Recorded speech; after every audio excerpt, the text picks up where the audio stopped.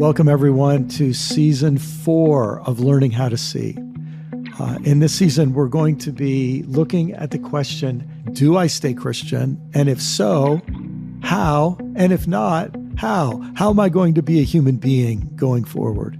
And in this season, I'll have some amazing conversation partners, including the wonderful, poetic, brilliant author, Barbara Brown Taylor, the passionate, intense, fun, energetic pastor, Reverend Dr. Jackie Lewis from Middle Church in New York City, and the eco-spiritual activist from Santa Fe, New Mexico, Todd Winward.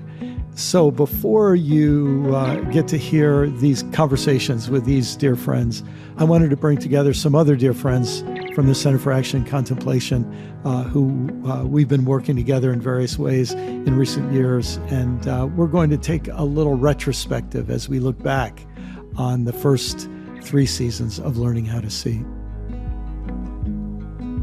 I am very, very grateful that I get to have as my conversation partners today some wonderful friends and colleagues from the Center for Action and Contemplation. And as we begin, I want to invite each of them to introduce themselves. First, Gigi and Mike have been kind of my co-hosts and partners in crime through the first 3 seasons of Learning How to See. And we'll have a new guest also from the CAC team, Dawson Allen, too. But Gigi, I wonder if you could just introduce yourself to folks who may not know you and tell them a little bit about what you do at the CAC. Sure.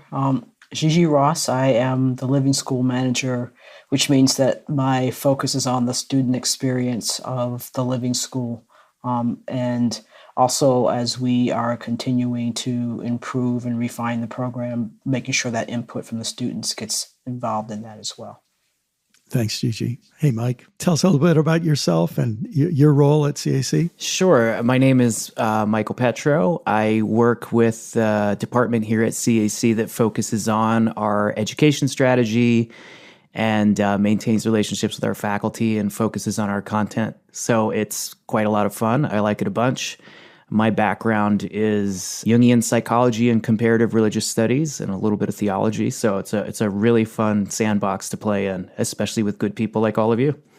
Well, a little bit of theology, based on what I know, that's a gross understatement, but we'll forgive you that dishonesty.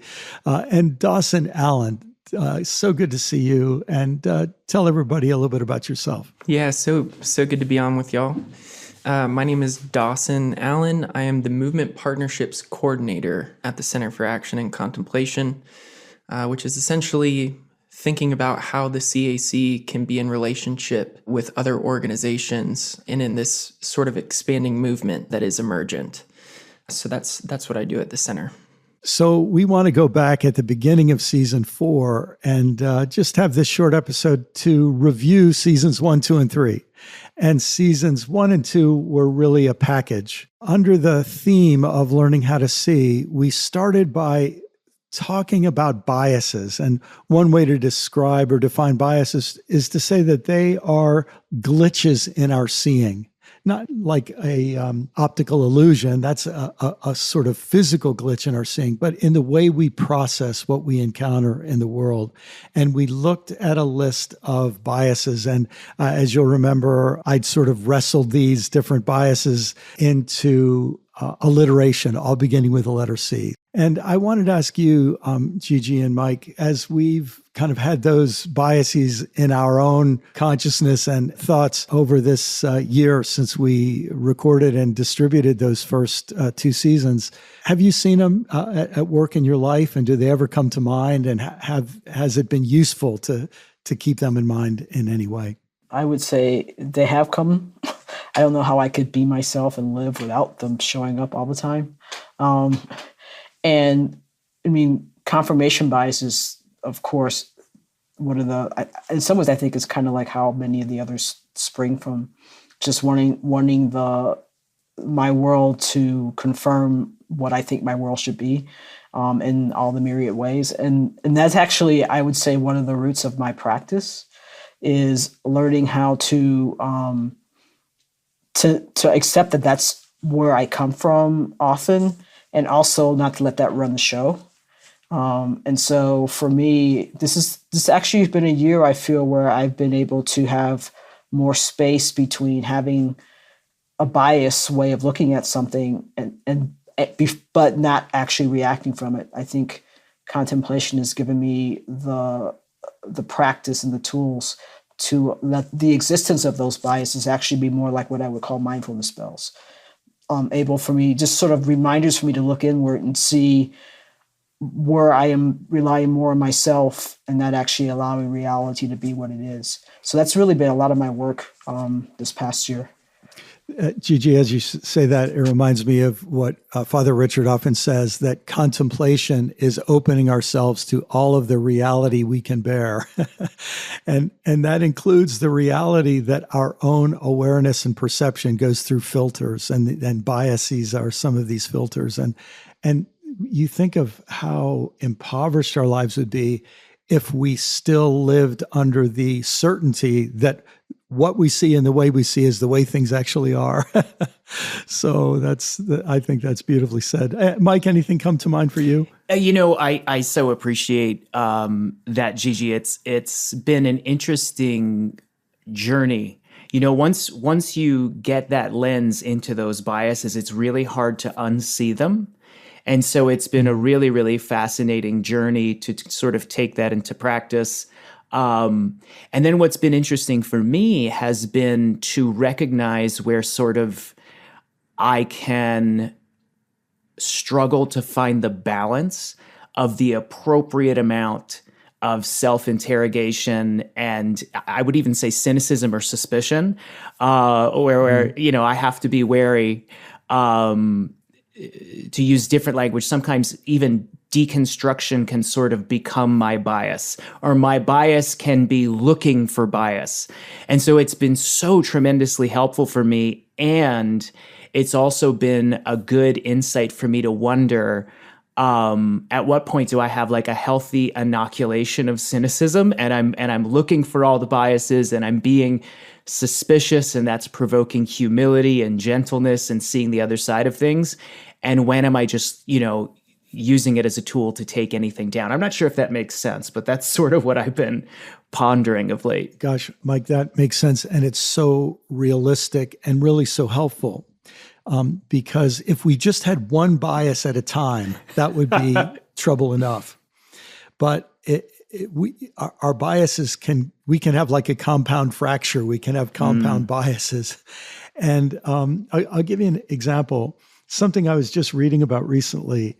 I have a deep interest in the theory of evolution and in Charles Darwin's work. And I'm interested in integrating evolutionary theory and theology. And I came across this philosopher of religion named Loyal Rue, who I think made a truly novel insight about evolution. We talk about survival of the fittest, which is a misnomer. It's really survival of those that fit best. So that means survival of the most adaptive, and survival of the most cooperative, and survival of the most beautiful or attractive, because attraction is a big part of evolution. But he suggested that we should also talk about survival of the most deceptive. Because when different species learn how to deceive, to camouflage themselves, to trick other creatures, it gives them an evolutionary advantage. But then he says that if some species are very good at deception, others have to become even better at perception. So he talks about a kind of race between deception and perception.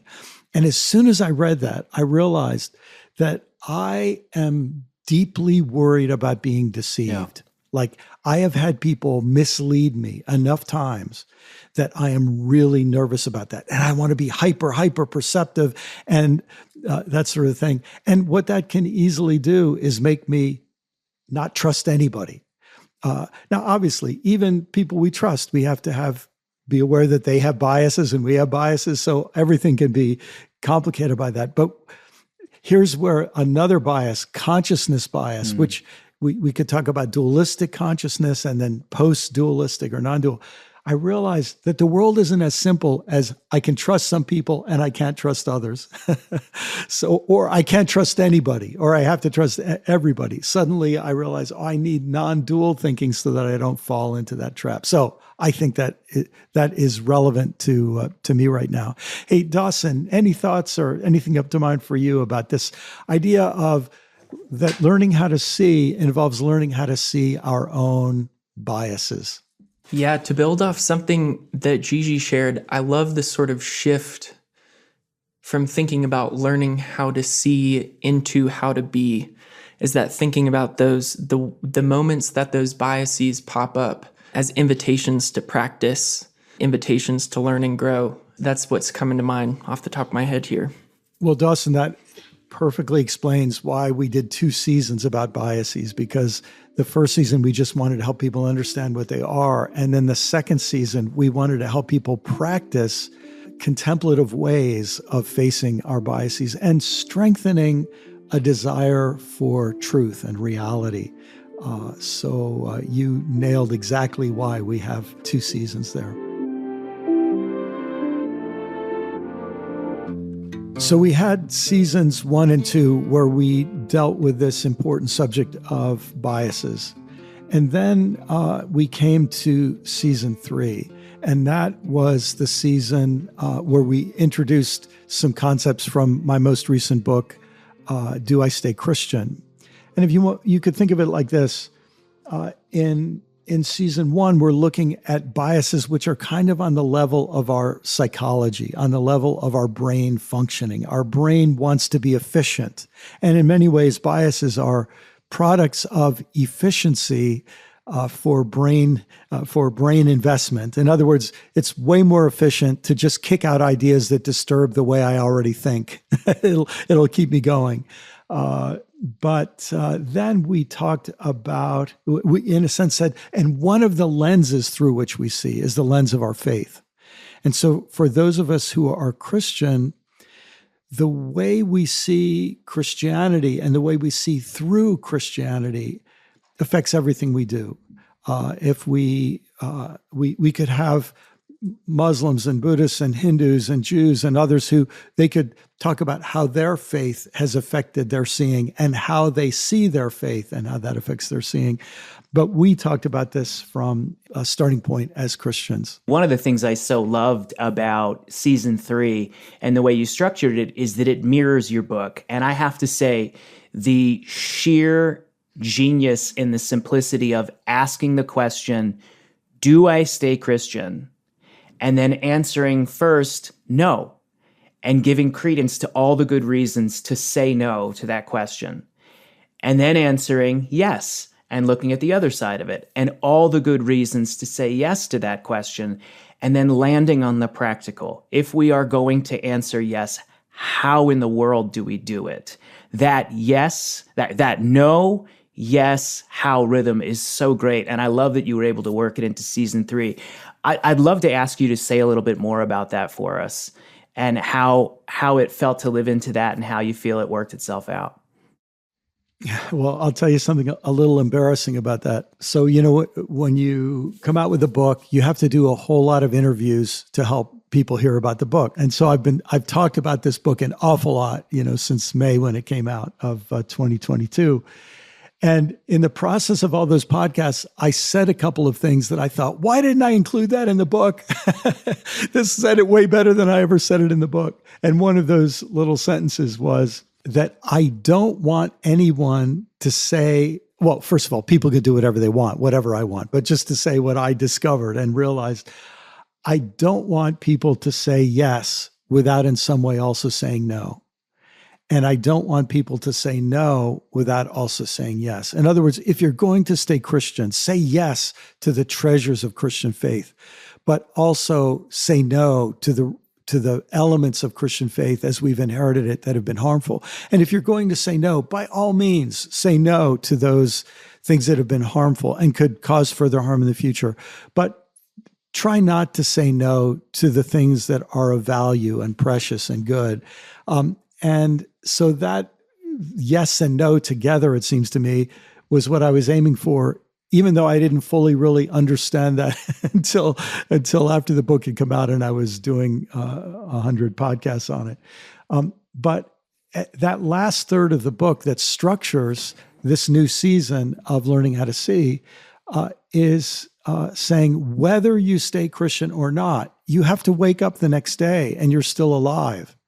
And you could say, well, today I'm alive as a Christian, or today I'm alive as no longer a Christian, but you've still got to live. And how are we going to live? And what's interesting to me is that question of how are we going to live gives people, whether you identify as Christian or not, a whole lot to talk about and a whole lot to think about. And so that was really the shape for season 4 of the book. And it might be useful for me to just go through the seven chapters in the book, Do I Stay Christian, that really give us the episodes of this season. I'll just mention them briefly. We had include and transcend, obviously an important theme from the work that Richard Rohr has done and that the Center for Action and Contemplation is all about. Next, start with the heart. Look at the desires that are really giving shape to our lives. Next, rewild. Get back in touch with the natural world. Get more deeply in touch with the rhythms and wisdom and shape and intelligence of this beautiful created world that Richard often says is the original word of God, the original statement or self-expression of God. Then next, find the flow. Think about the movements where we could see that wisdom at work, and how do we find and join that larger flow? And then we talked about reconsecrate everything. Realize that our world doesn't consist of the sacred and the secular, but of the sacred and the desecrated. And how can we start to realize that we can't throw things away, even the things that are harmful, we have to recycle them somehow. And we have to find the sacred in everything we can. And then was renounce and announce, letting people know where we stand. Because that word Christian, in many ways, its meaning has been corrupted to mean opposite things. We have to renounce and announce and make clear what we actually stand for. Next was stay loyal to reality, which of course is what our first 2 seasons were about, facing our biases and trying to really desire and embrace reality and the truth. And then finally, stay human. That the question of whether I'm Christian could become a distraction from the deeper question of what kind of human I am being and becoming. I'd love to hear maybe from you, Mike, and then you, Gigi, your reflections on the episode you were involved with. And then I'm interested, Dawson, any thoughts you have on this deeper question of, do I stay Christian? How about it, Mike? Sure. I really enjoyed that first episode, Christianity is Many Things, because we were able to kind of look through history and realize all the different shapes that Christianity has taken. You ask the question, do I stay Christian?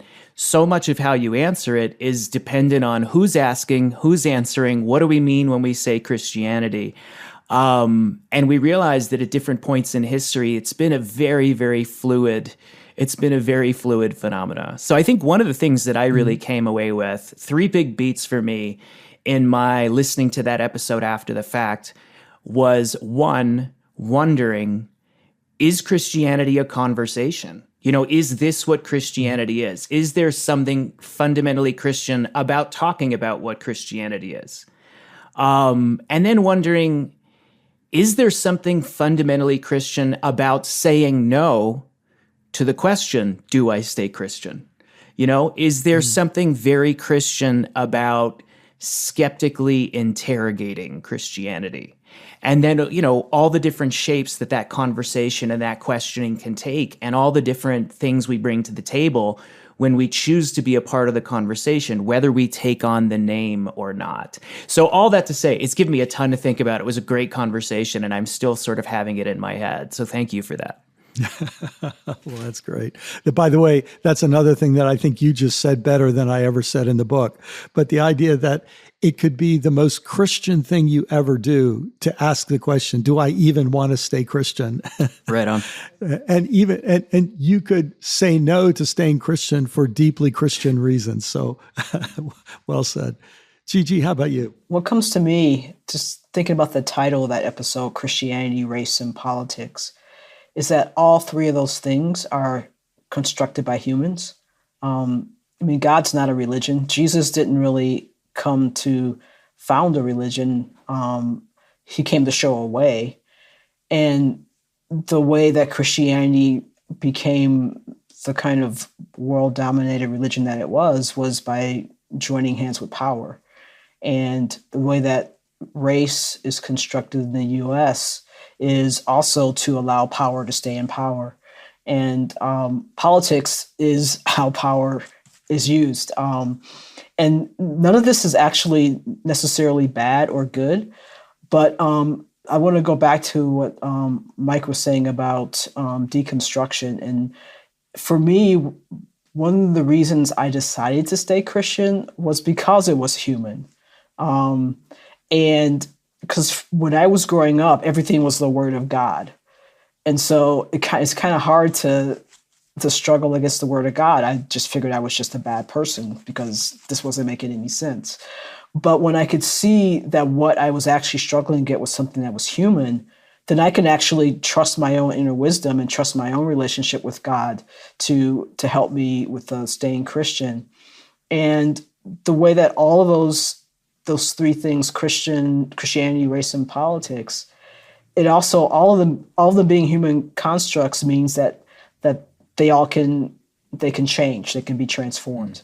And so even though there's a lot of things happening now that are really awful, there are also a lot of things that are happening now that are working to change that awfulness. And so I can still have hope even as Christianity, race, and politics continues to serve those in power. Gigi, I love that. Just the sensitivity that power is an element of every discussion about anything human beings are involved with. I mean, that right there is an incredibly important guideline, I think, for people and treasure for people. And also the idea that anything we talk about is in flux, and it could be changing for the worse. It could also be changing for the better. It could be doing both at the same time in different sectors. So, wow, that's a gift right there. Any thoughts from you, Dawson, or questions that come to mind? Yeah, well, there's a couple things that come to mind. One is sort of situating the question that you ask in the title in a sort of historical moment. Like I'm thinking about the recent Gallup research that shows that for the first time in American history, religious participation is below 50% in America. And so I'm wondering, and I'd love to hear each of y'all's response to this, like, why is that? Why is the question, do I stay Christian, important to ask right now? Dawson, as you say that, I'm remembering a quote. I think it might have been from Walter Brueggemann, or it might have been from Stanley Hauerwas, or maybe I just can't remember who it's from. But someone said at some points in Christian history, it took more courage to not be a Christian than to be a Christian, because you'd be in a setting where all the norms were set by Christians and you would experience harm for refusing to go along. And then we may be coming into a time where, depending on what we mean by Christian, but where once again, it takes courage to be a Christian because, for any number of reasons. And as soon as we go from Christianity being a majority religion to something other than a majority, then the game changes. So I think that's one response. Mike or Gigi? I think another reason why this question is a good one to answer is because of the polarization of just saying the word Christian. It has been used throughout history and even currently to cause a lot of harm. And a lot of people feel like if it's causing harm, then we don't want to have anything to do with it. And so that's one side. The other side is I remember we had a staff gathering, and it was this, we had broken out in small groups, and the person who does our social media said something I hadn't even realized, is that we used to be able to, look at audiences and use the word Jesus, but now you can't even use the word Jesus on social media to define an audience, because even Jesus, that word, has become so polarizing for so many people. And so I think part of the question of, do I stay Christian, is you have to come to grapple with what that word means for you and what it means to be a Christian, and how it actually means to live as a Christian, and how willing are you to say that. It's back to something that Brian said earlier, to say this about announcing, this is what I believe Christianity is, because there's so many words now that have become so polarizing, and the reflex seems to be to toss out the word, but if you keep doing that, we're not going to be able to say anything.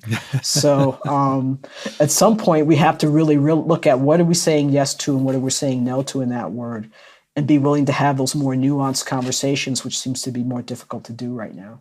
If I can throw one thing in there that comes to mind, and then Mike, I'd love to hear your responses.